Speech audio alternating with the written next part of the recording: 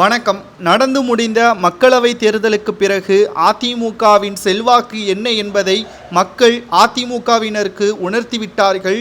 குறிப்பாக இந்த மக்களவை தேர்தல் 4 முனை போட்டி என்றே நாம் கூறலாம்.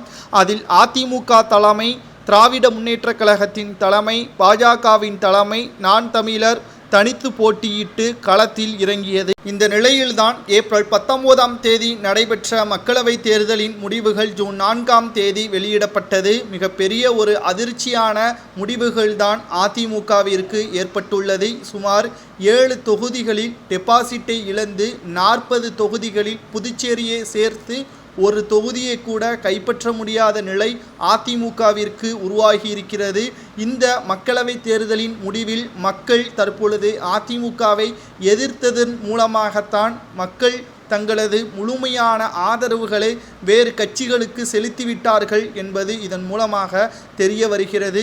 சரி, இதற்கு என்ன காரணம்? கடந்த 2011ஆம் ஆண்டு முதல் 2021ஆம் ஆண்டு வரை தொடர்ச்சியாக 10 ஆண்டுகள் ஆட்சி அமைத்த அதிமுகவின் நிலைமை 7 தொகுதிகளில் டெபாசிட்டை இழப்பதற்கு என்ன காரணம் என்று நாம் பார்க்கும் பொழுது சரியான தலைமை இல்லாதது.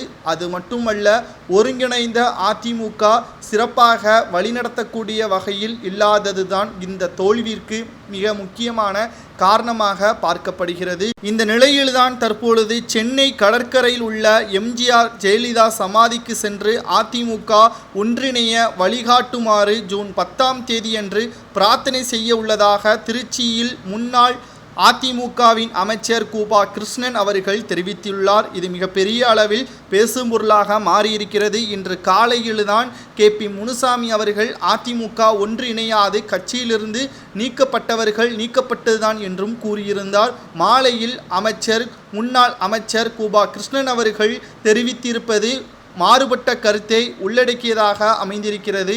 அதிமுகவில் தற்பொழுது வரை பிரச்சனைகள் தான் இருப்பது மக்கள் மத்தியில் வெளிப்படையாகவே தெரிந்துவிட்டது.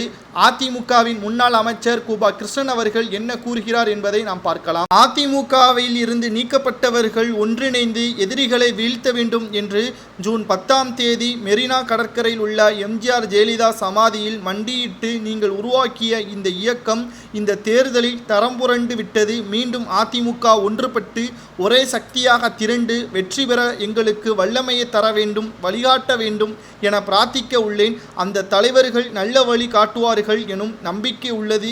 எம்ஜிஆர் அமைத்தது போல் குழு அமைத்து கிளைமட்ட அளவில் சென்று பேச்சுவார்த்தை நடத்துங்கள், பிரச்சனை இருந்தால் அதை சரி செய்யுங்கள் என்றும் கூறியுள்ளார் கூபா கிருஷ்ணன் அவர்கள். இவர் கூறுவது சரியா என்றால் கமெண்ட் வாயிலாக கூறுங்கள்.